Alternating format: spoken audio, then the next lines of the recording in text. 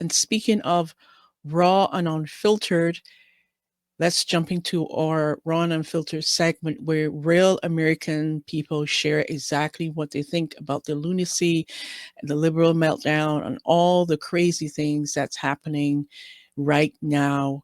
And first up is this man. He's talking about all of these people all of a sudden who are waving Ukrainian flags. What does it really mean? Take a listen to what he had to say. And he just said it so poetically about this hypocrisy that we're seeing today.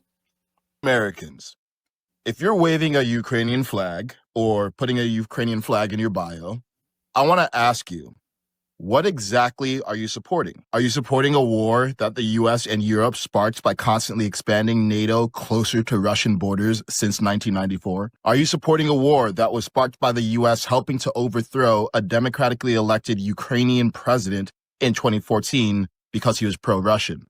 Are you supporting a war that was instigated by Biden supporting Ukraine joining NATO in 2021, which would be like Mexico entering a military alliance with Russia? Are you supporting funding war or forging peace? Now, to be clear, Putin started this war. Putin broke international law. Putin has blood on his hands. But our government has been giving other governments excuses to fight wars. Weapons companies who own our politicians profit from war and find new reasons to start war, give them excuses. U.S. aid, which has been undermining foreign governments under the guise of humanitarian aid, gives them excuses. Cowardly Republican and Democrat career politicians who go along with all of that give them excuses. If we want to stop wars, then we need to stop giving other countries reasons to start them. Now, we can all have empathy for Zelensky. He's had to endure 3 years of watching his people suffer at the hands of Putin.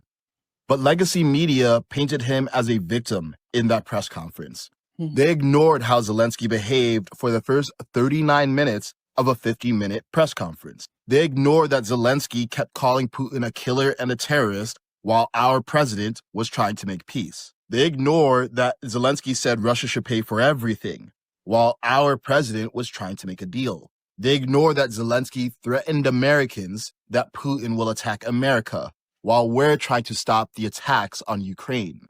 They ignore that Zelensky is fighting a war with money that isn't his while our president is fighting for peace. Stop buying this.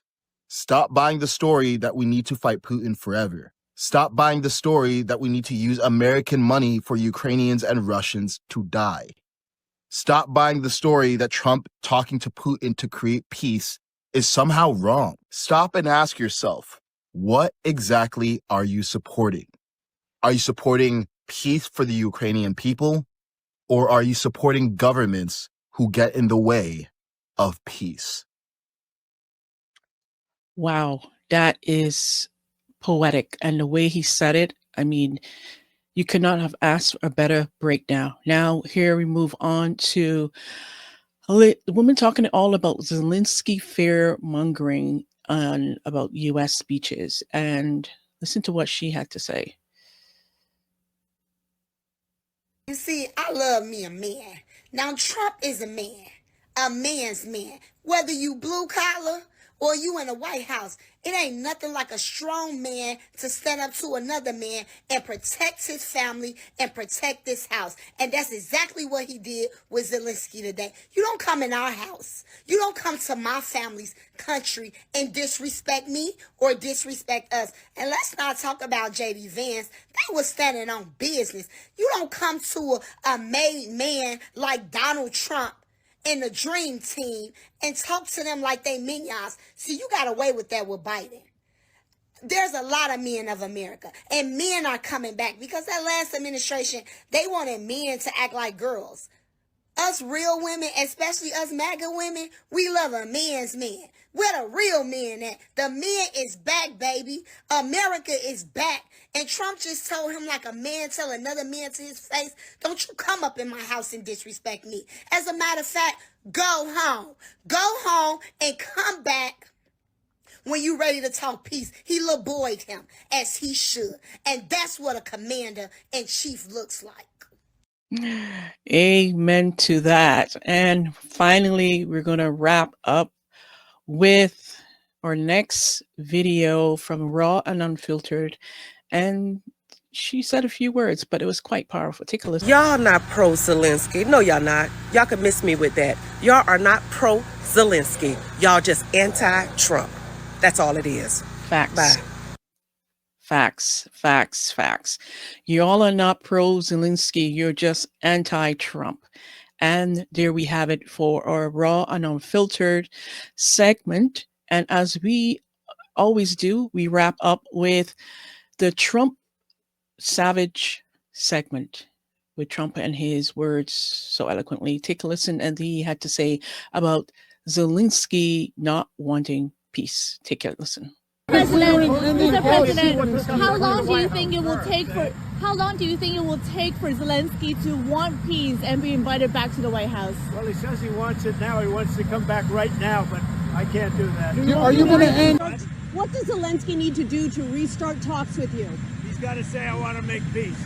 He doesn't have to stand there and say about Putin this, Putin that, all negative things. He's got to say, I want to make peace. I don't want to fight a war any longer. His people are dying.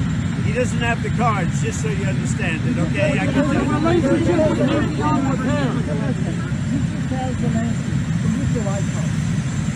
I don't have to tell you that. And there you have it. Zelensky tried to flex and Trump and JD Vance shut him down. If you loved watching Trump and JD Vance wreck shop, make sure to like, subscribe, and drop a comment. Who had the best clapback, Trump or Vance? Let me know your thoughts below, and I will see you next time on the Kharisma Show. Take care, and bye for now.